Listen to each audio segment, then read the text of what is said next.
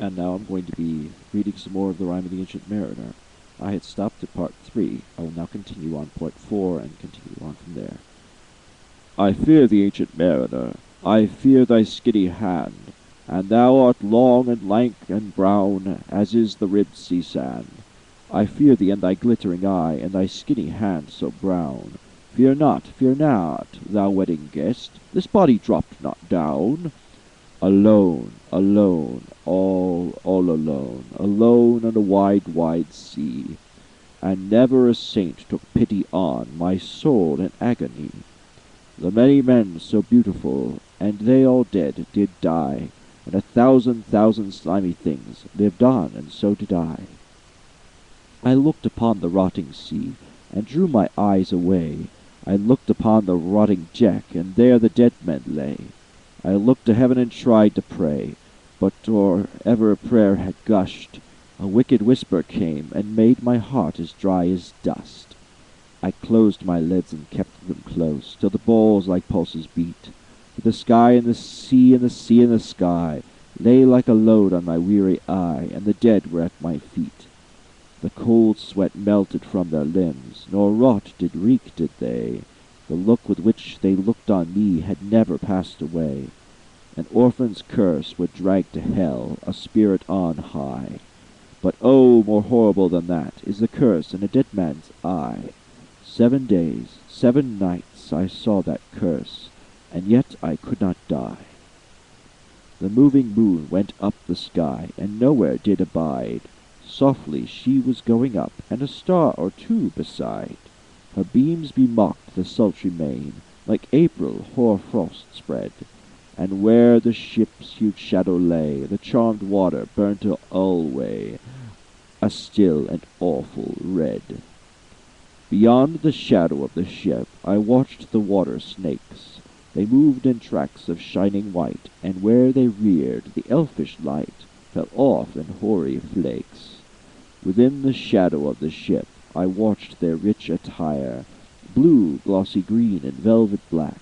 They coiled and swam, and every track was a flash of golden fire. O happy living things, no tongue their beauty might declare. A spring of love gushed from my heart, and I blessed them unaware. Sure my kind saint took pity on me, and I blessed them unaware. The selfsame moment I could pray, and from my neck so free the albatross fell off and sank like lead into the sea. Part 5. O sleep, it is a gentle thing, beloved from pole to pole. To Mary Queen the praise be given. She sent the gentle sleep from heaven that slid upon to my soul. The silly buckets on the deck that had so long remained, I dreamt that they were filled with dew, and when I awoke it rained. My lips were wet, my throat was cold, my garments all were dank. Sure I had drunken in my dreams, and still my body drank. I moved and could not feel my limbs. I was so light, almost. I thought that I had died in sleep, and was a blessed ghost. And soon I heard a roaring wind, and it did not come anear, but with its sound it shook the sails, that were so thin and sere. The upper air burst into life, and 100 fire flags sheen. To and fro they were hurried about, and to and fro, and in and out, the wan stars danced between. And the coming wind did roar more loud, and the sails did sigh like sedge. The rain poured down from one black cloud, the moon was at its edge. The thick black cloud was cleft, and still the moon was at its side. Like water shot from some high crag, the lightning fell with never a jag, a river steep and wide. The loud wind never reached the ship, yet now the ship moved on. Beneath the lightning and the moon, the dead men gave a groan. They groaned, they stirred, they all uprose, nor spake, nor moved their eyes. It had been strange, even in a dream, to have seen those dead men rise. The helmsman steered, the ship moved on, yet never a breeze up blew.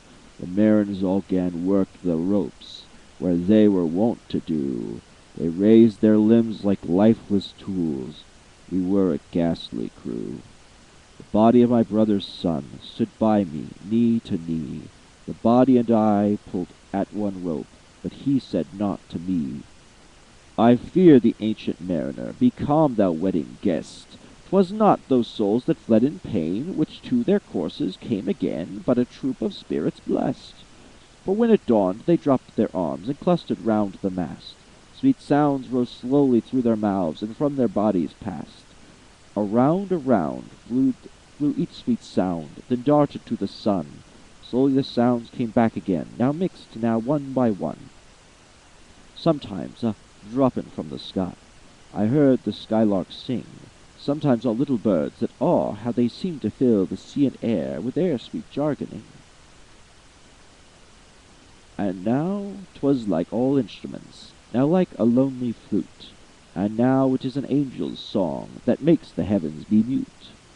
It ceased, yet still the sails made on a pleasant noise till noon, a noise like of a hidden brook in a leafy month of June, that to the sleeping woods all night singeth a quiet tune. Till noon we silently sailed on, yet never a breath did breathe. Slowly and smoothly went the ship, moved onward from beneath. Under the keel 9 fathom deep, from the land of mist and snow, the spirit slid, and it was he that made the ship to go. The sails at noon left off their tune, the ship stood still also. The sun right up above the mast had fixed her to the ocean, but in a minute she 'gan stir with a short uneasy motion, backwards and forwards half her length with short uneasy motion. Then like a pawing horse let go, she made a sudden bound. It flung the blood into my head, and I fell down in a swound. How long in that same fit I lay, I have not to declare, but ere my living life returned, and I heard in my soul discerned 2 voices in the air. Is it he, quoth one, is this the man, by whom him who died on cross, with his cruel bow he laid full low the harmless albatross? The spirit who biddeth by himself in the land of mist and snow, he loved the bird that loved the man who shot him with his bow. The other was a softer voice, as soft as honey-dew. Quoth he, the man hath penance done, and penance more will do. Part 6. First voice. But tell me, speak again, thy soft response renewing. What makes this ship drive on so fast? What is the ocean doing? Second voice. Still as a slave before his lord, the ocean hath no blast. His great bright eye most silently up the morning is cast, if he may know which way to go, for she guides him smooth or grim. See, brother, see, how graciously she looketh down on him. First voice. But why drives on the ship so fast, without a wave or wind? Second voice. The air is cut before, and closes from behind. Fly, brother, fly, more high, or we shall be belated, for slow and slow that ship will go, when the mariner's trance is abated. I woke, and we were sailing on, as in a gentle weather. 'Twas night, calm night, the moon was high, the dead men stood together. All stood together on the deck, for a charnel dungeon fitter, all fixed on me their stony eyes, that in the moon did glitter. The pang, the curse, with which they died, had never passed away. I could not draw my eyes from theirs, nor turn them up to pray.